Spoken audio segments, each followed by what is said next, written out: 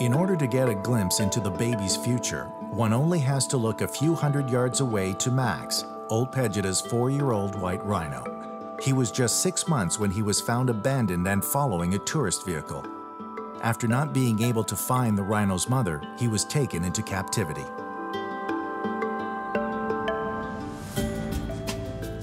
Max was hand-reared by the rangers and has spent the majority of his life in the company of humans. Now it's time to reintroduce him to the wild.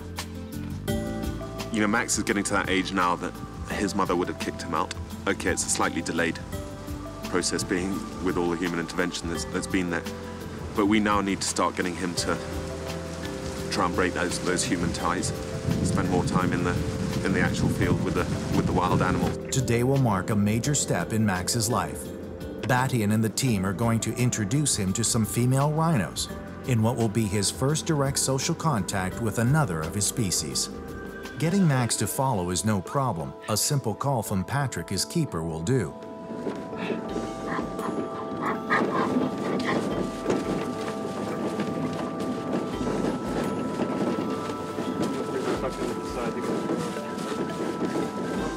This is Susan. The other one is called Ariment and the calf.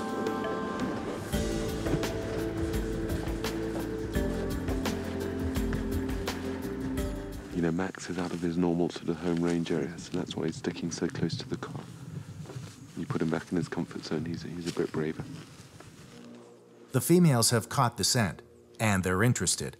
But Max is more concerned with eating.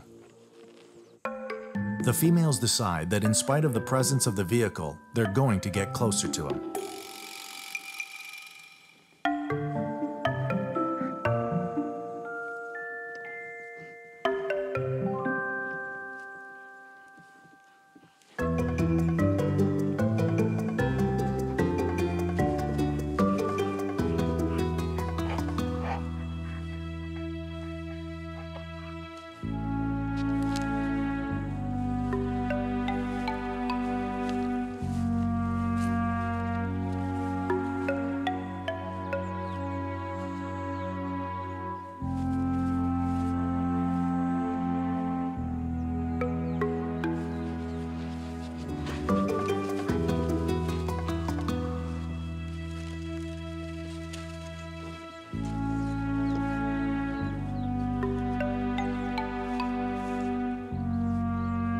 Max, still being an adolescent, has no clue what to do.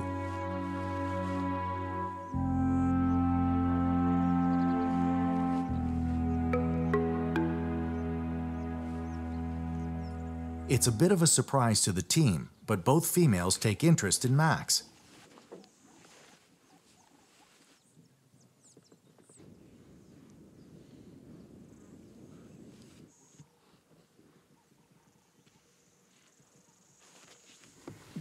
This is very, very cool. It's the first time he's actually had any physical contact with the wild animals. I suppose this is now the beginning of his whole reintroduction. It's the first, you know, we've got him close before, but never has he actually had any contact with the other animals. I'm not sure if his rhino behavioural skills are quite up to scratch. He looks like he wants to fight with each one, but that's the beginning of something good, I think.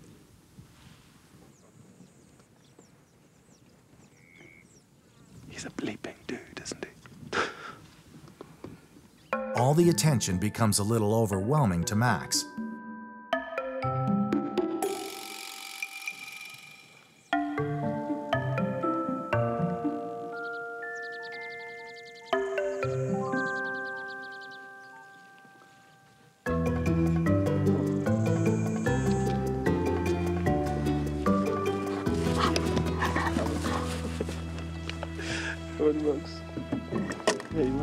Max.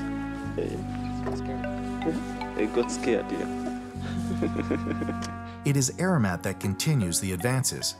What is very surprising is the females not only accept Max, but they seem to be okay with the human presence as well.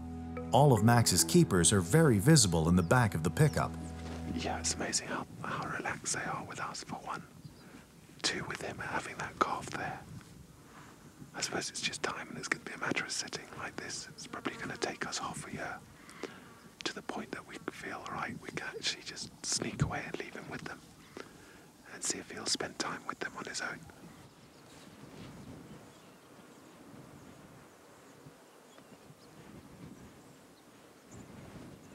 Okay, what we'll do is if he decides to follow them now, we'll just try and drive off slowly and give them some space.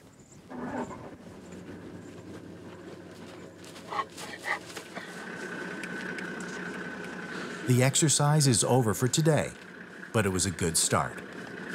I think it's brilliant that that's his very first encounter with the wild ones. He's done pretty well for a guy that's been hand-reared, never had any interaction with wild animals. Yeah, there's a couple of times he's come close. He's never had physical contact with them. That's the first time he's had physical contact. He's obviously got to hone his social skills a bit. He looked like he wanted to have a bit of a scrap with each one. But that's him. He's always been a human. He's never been a rhino. It's the start of something good, I expect. And we'll keep plugging away until the day we can leave him completely. Within a year, he was living entirely back in the wild. And then, Ol Pejeta suffers a devastating loss.